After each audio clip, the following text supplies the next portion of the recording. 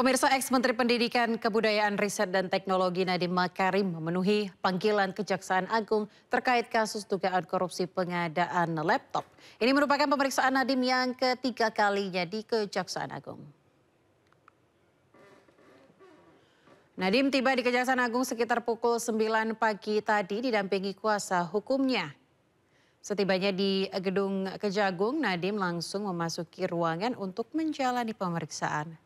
Kejagung menduga ada pemufakatan jahat oleh berbagai pihak dengan cara mengerahkan tim teknis agar membuat kajian pengadaan laptop Chromebook pada 2020 silam.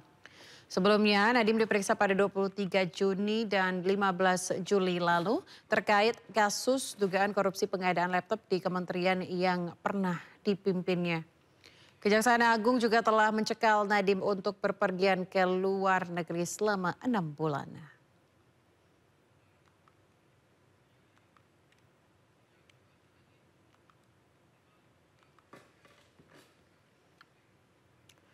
Ya, pemirsa, Komisi Pemberantasan Korupsi menyita uang sebanyak 26 miliar rupiah terkait kasus dugaan korupsi kuota haji pada masa Menteri Agama Yakut Khalil Qomas. KPK juga menyita 4 unit mobil dan 5 bidang tanah serta bangunan.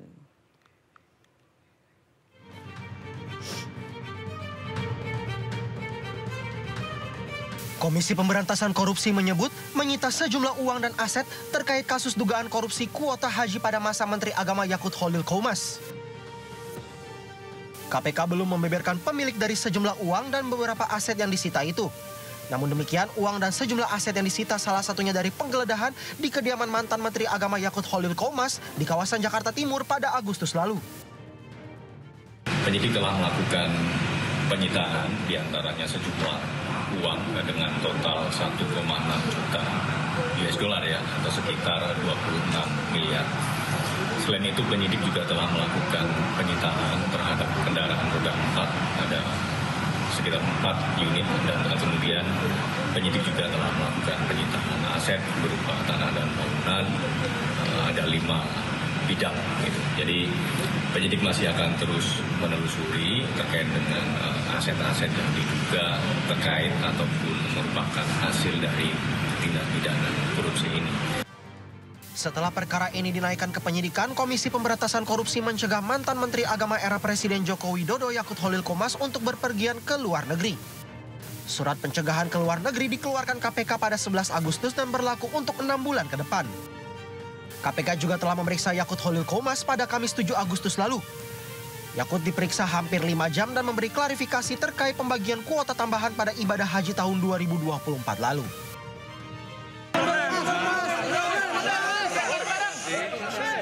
Saya berterima kasih, akhirnya saya mendapatkan kesempatan untuk mengklarifikasi segala hal, terutama yang terkait dengan pembagian kuota tambahan pada haji tahun 2024 yang lalu.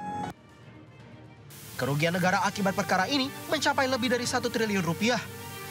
KPK menyebut angka itu merupakan perhitungan internal KPK dan sudah didiskusikan dengan Badan Pemeriksaan Keuangan atau BPK. Tim Liputan iNews melaporkan. Menteri Agama Nasaruddin Umar menyampaikan permohonan maaf sekaligus klarifikasi terkait potongan video pernyataannya yang sempat menimbulkan tafsir berbeda mengenai profesi guru. Menak mengaku tidak ada niatan untuk melukai perasaan guru.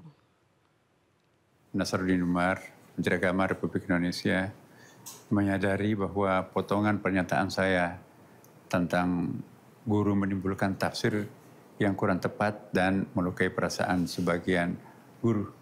Untuk itu saya sekali lagi mohon maaf yang sebesar-besarnya. Tidak ada niat sedikit pun bagi saya untuk merendahkan profesi guru. Justru sebaliknya, saya ingin menegaskan bahwa guru adalah profesi yang sangat mulia seperti yang saya sampaikan. Karena dengan ketulusan hati mereka itu generasi bangsa ditempa.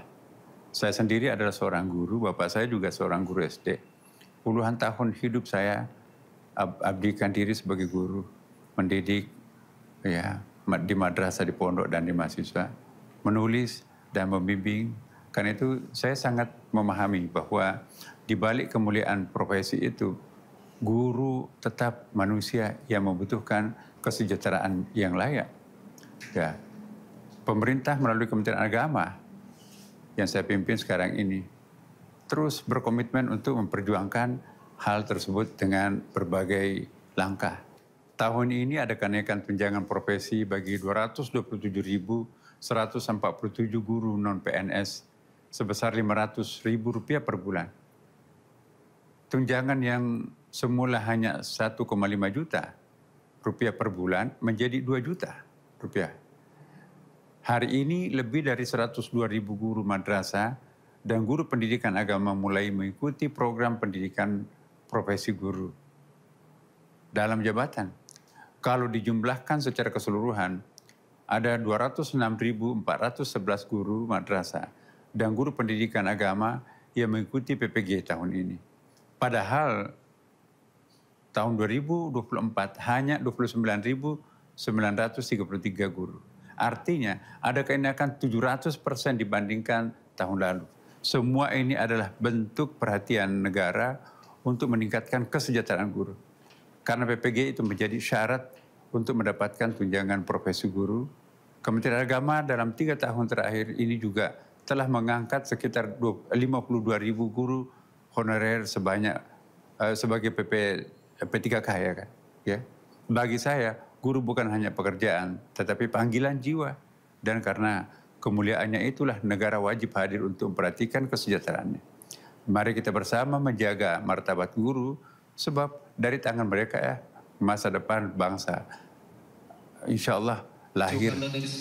Sebelumnya pemirsa, pernyataan Menteri Agama Nasaruddin Umar viral di media sosial setelah mengaitkan guru dengan pedagang. Nasaruddin menyebut profesi guru mencerdaskan orang dan bukan sekedar mencari uang.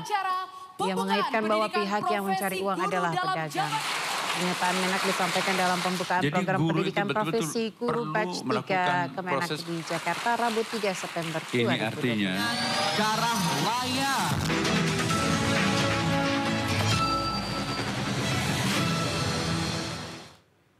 Ya pemirsa, ex-wakil Menteri Ketenagakerjaan Immanuel Ebenezer berjanji akan mengembalikan mobil mewah miliknya dari hasil korupsi sertifikasi K3 yang menjeratnya. Bahkan Noel juga mengakui perbuatannya dan akan mendukung upaya apapun yang dilakukan KPK.